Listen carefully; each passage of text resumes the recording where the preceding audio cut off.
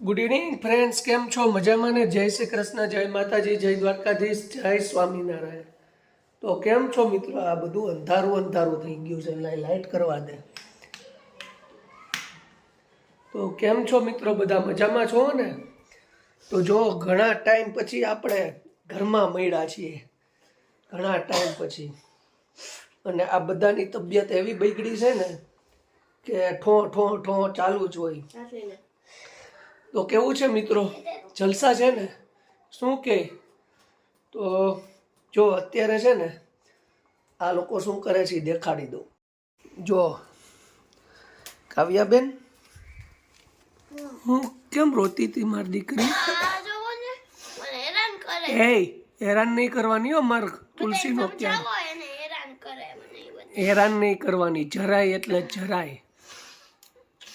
હા, અને જરાય વાળ ખેંચતી નહીં.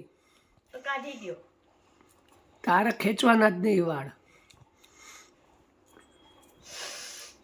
ખેંચે છે ને તો પછી કાવ્યાબેનના વાળ ઓળાવે છે. બોલો, જો કાવ્યાબેનના વાળ ઓળવે છે અને બહુ ઠંડી પડે છે. હો ભાઈ, તમારે કેવી પડે છે અહીંયા ઠંડી? અહીંયા જો દાદા બેઠા છે અને બારે એવું આમ વાતાવરણ થઈ ગયું છે ને, આમ વાદળિયું વાતાવરણ, કે વાત જવા દો. ઠંડી બહુ જોરદાર પડે છે અહીંયા, સ્વિટ્ઝરલેન્ડ જેવું થઈ ગયું છે. અને કાવ્યાબેનને બહુ ઠંડી વાય છે. તો આવું છે મિત્રો. તો ચાલો મિત્રો, સ્કીપ કરતા નહીં. આજે આપણે આગળ વધીએ, અને જેણે સબસ્ક્રાઈબ ન કરી હોય તો એ ચેનલ સબસ્ક્રાઈબ કરી નાખજો. અને આપણો વિચાર હવે છે ને ચાઇનીઝ દાઢી રાખવાનું છે. ચાઇનીઝ દાઢી રાખવી કેવી લાગે કહેજો હો કોમેન્ટમાં. બરાબર ને કહું? તો કાવ્યાબેનને હેરાન નહીં કરવાની, બરાબર? હા કાવ્ય, હાલો આપણે સીધ જવું છે. કાવ્ય સીધ જવું છે. કાવ્યાબેનને રમવા જવું છે. જો ન જાવ, હાલ આપણે અગાસીએ જાય. આપણે જોઈ જ ખરા આપણે, હે ક્યાંય નથી જવું. કાવ્યાબેનનો આ મૂડ છે ને ખરાબ થઈ ગયો છે, કારણ કે હમણાં મહિના દીથી રખડતી હશે ને બધે. બહુ ભાઈ આવો ભાઈ, ભાવનગર ને મહુવા, જુનાગઢ ને વડોદરા ને ભાઈ મહિનો દિવસથી બહાર જ હતા. એમ આજે કંઈક આમ થોડીક આમ 2 દીથી ઘરે આવ્યા છે ને એમ લાગે કે નહીં હવે મજા આવી. જોઈ લઈ બધું કેમ છે.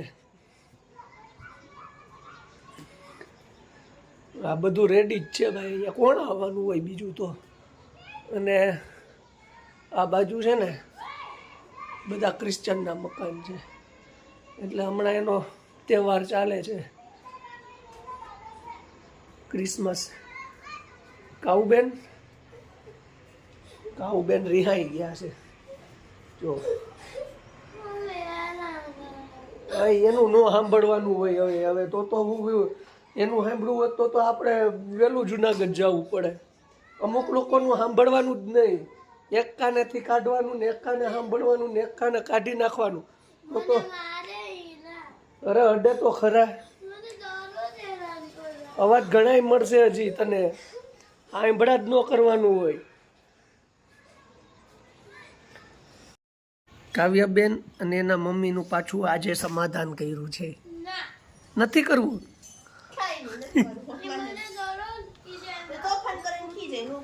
એ સમાધાન કરી નાખો બે.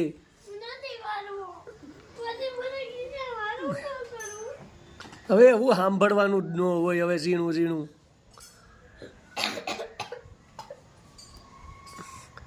હવે તું એને ખીજાતી નહીં હો.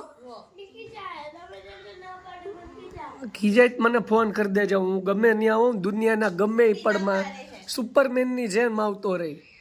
આપણી નજર ચારે બાજુ હોય. કાવ્યા ખબર છે ને? હા, અહીંથી 1000 કિલોમીટર શું થતું હોય ને એ મને ખબર હોય. એટલે તારે મને ફોન કરવાની જરૂર નથી. મને બધું ખબર હોય. અમેરિકામાં થાય છે અત્યારે બોમ્બ ધડાકા. હા, અત્યારે ત્યાં છે ને આ અત્યારે મોટો તહેવાર છે ક્રિસમસનો, એટલે ત્યાં અત્યારે દિવાળી જેવું હોય માહોલ, એના બોમ્બ ધડાકા થતા હોય. નહીં ખાવું? હું તો 50 વખત જઈ આવ્યો. બરાબર ને ખાવું? અને હમણાં મારે ખાવું ને થાઈલેન્ડમાં જવાનું છે. અમારે ટિકિટ લખાવાય જ ગઈ છે મેમાં. માંડ થાળે પાડ્યું હો, પણ માંડ એટલે માંડ થાળે પાડ્યું. સમાધાન થઈ ગયું છે હવે વ્યવસ્થિત.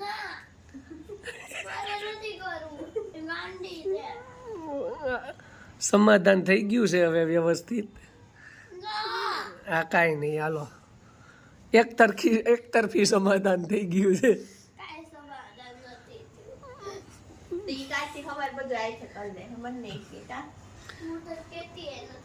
એ હાથે જ કરે છે.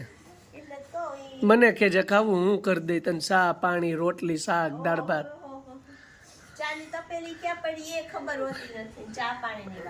હા, બહારથી લઈ આવશું 10 રૂપિયાની. કાંઈ નહીં, 20 રૂપિયાની લઈ આવશું.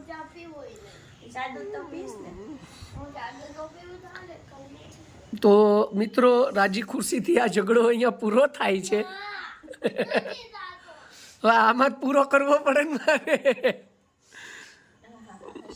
છે ને જમવાનું બનાય, આજે કઈક ઘરનું ખાવાનું છે. હમણાં મહિના દીથી છે ને આ બધું પંજાબી ચાઇનીઝ ને આવું બધું ખાઈ ખાઈને કબજિયાત થઈ ગયો છે એક તો પેટમાં. ને હવે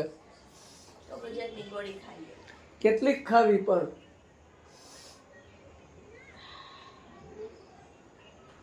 જમવાનું શું બનાવવાનું છે?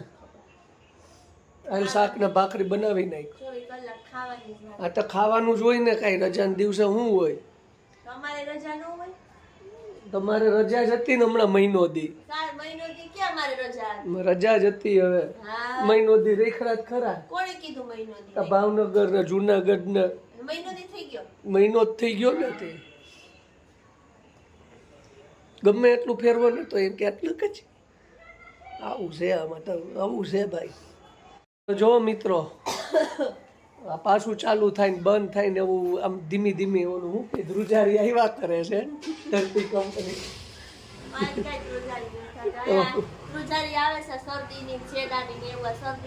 બહારનું ખાવ જી, બરફી ને શ્રીખંડ ને કાકા ખાધું ને, ખાધું ને ખાવું તો પછી 7 પતંગ ચગે. અને હું બકવાસ ઉપડી ગયો છે અને હાથ કરે છે.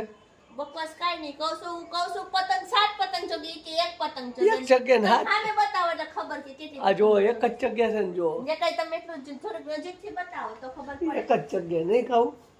અમારે ખાવું કે એ સાચું, બાકી બધું ખોટું. થઈ ગયો નીચો તો પપ્પા ઈચકો નીચો કર નાખો ને. આ તો હલકું લોહી હવાલદાર નું લ્યો સીધું માર પર. તમે બેઠા હતા હમણાં એમાં. ખાવું અહીંયા આવતો.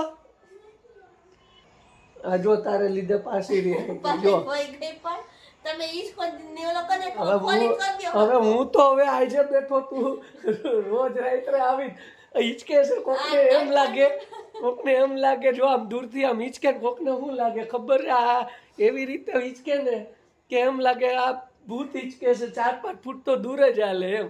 અને ઓલું ગીત ચાલુ રાખે, ગુમનામ હે કોઈ, આવું કરે. એટલે 2-4 જણા હાયલા કરે. હવે ટેન્શન નહીં લેવાનું, જલસા કરવાના, મોજ કરવાની, જે થવું હોય થાય. એક પતંગ દેખાવા ટેન્શન જ લેવું પડે ને. 7 પતંગ ચગે તો કે એક પતંગ ચગે, એમાં કેટલી પતંગ એમ જ હોય. હવે તને પતંગ બેહાડ વખત ગણવા અહીંયા બેહાડી છે. તમારા ચશ્મા નંબર વધી ગયા છે. ભલે વધી ગયા કે નંબરના ચશ્મા વધી ગયા છે. નંબરના ચશ્મા વધી ગયા. એવું જ છે.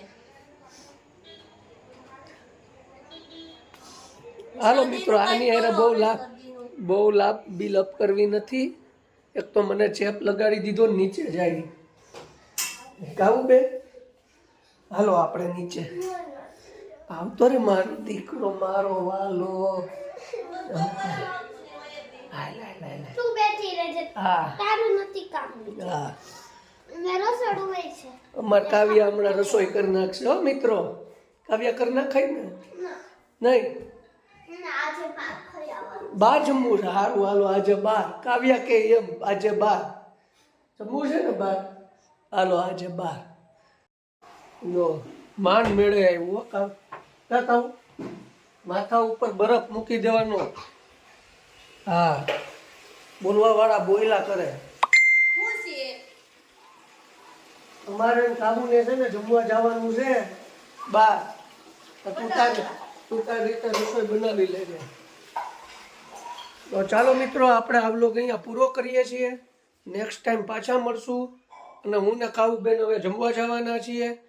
તો બરાબર ને ખાવું? તો બધાને જય શ્રી કૃષ્ણ, જય માતાજી, જય દ્વારકાધીશ, જય સ્વામિનારાયણ.